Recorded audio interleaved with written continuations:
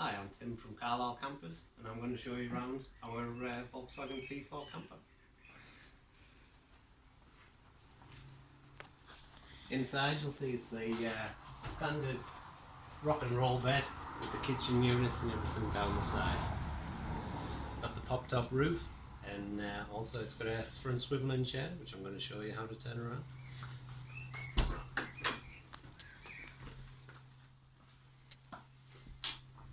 The chair's really simple to turn around.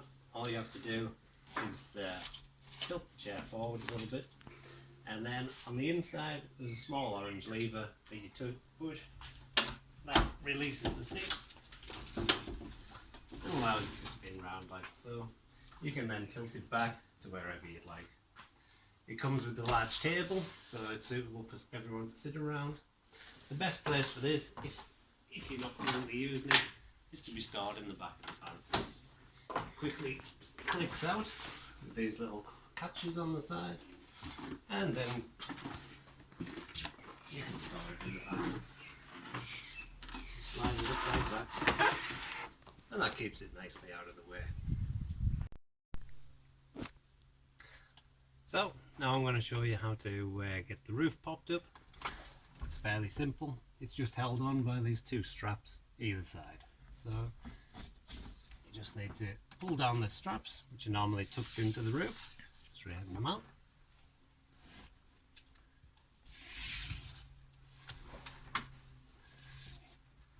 You then just have to pull the slack through, remembering not to pull all of it through so that some of it is still held in. Just like that, with the small tail still hanging through. Same on the other side.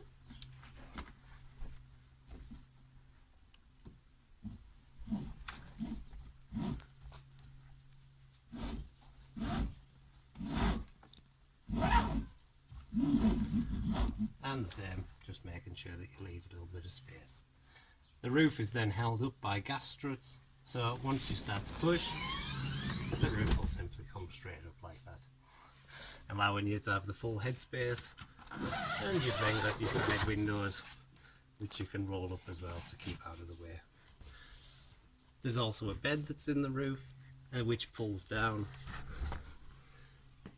allowing you to sleep 2 extra people upstairs. There's a light, which is operated off the main system like all the other lights. That flicks on and off for whoever's sleeping up in the roof. So, now I'm going to show you the correct way to drop the roof down. The simplest way is, once you've got all your windows closed, is to simply hold the 2 straps and then drop to your knees while holding onto them. This will bring the roof down to a balancing point where the gas struts aren't trying to push the roof up anymore. You can then use this position to make sure the fabric of the tent is all tucked back inside. The straps themselves will need pulled through, and you can then start to take up the slack. And the same on the other side.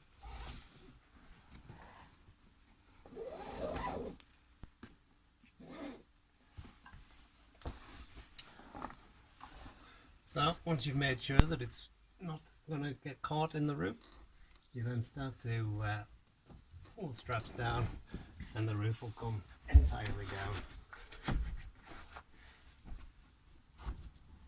Pulling that last little bit of slack through, you can then hold onto both straps and then pull them both down evenly.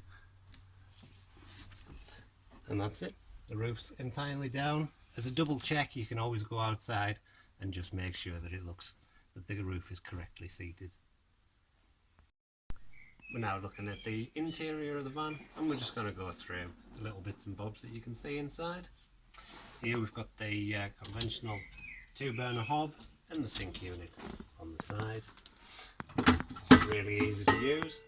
You've got your gas control here and the push button igniter. Your sink just lifts up. That's operated by a battery pump with a tank below.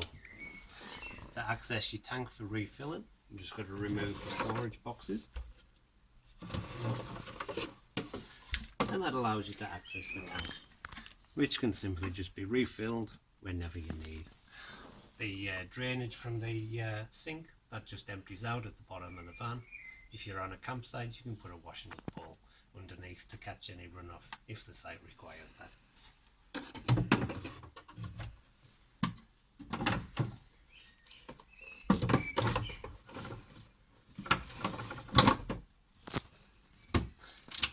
You've got your fridge down here. This is operated independently by a switch on the side here. When the blue light is on, that indicates that it's cooling. You can look inside, and that gives you quite a bit of space. It's even got a small freezer compartment.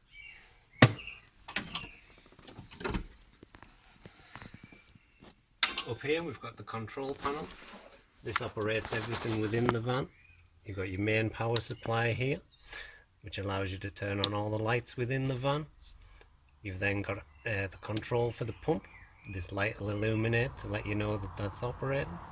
You've got a battery check. This shows you that you're in the green, that it's full power.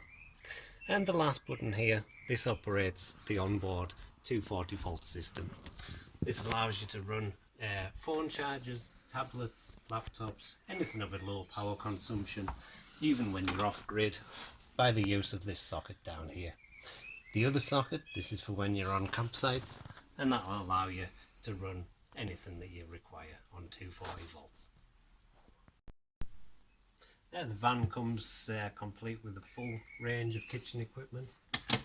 You've got the storage cupboard here where you've got all your knives and forks, all your utensils, pan stands, glasses, and it also comes with complimentary tea and coffee.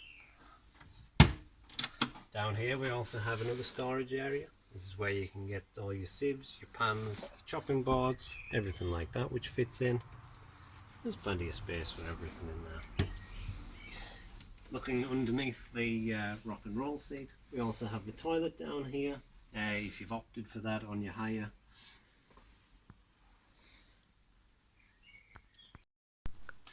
We're now going to look at how the bed folds out. This is a rock and roll bed, so you just simply move all your pillows out to one side. Down to the right hand side, there's a lever down here. You pull the lever and that allows the base of the bed to fold over. That then clicks into position. The second part of the bed, you lift up onto this bar here.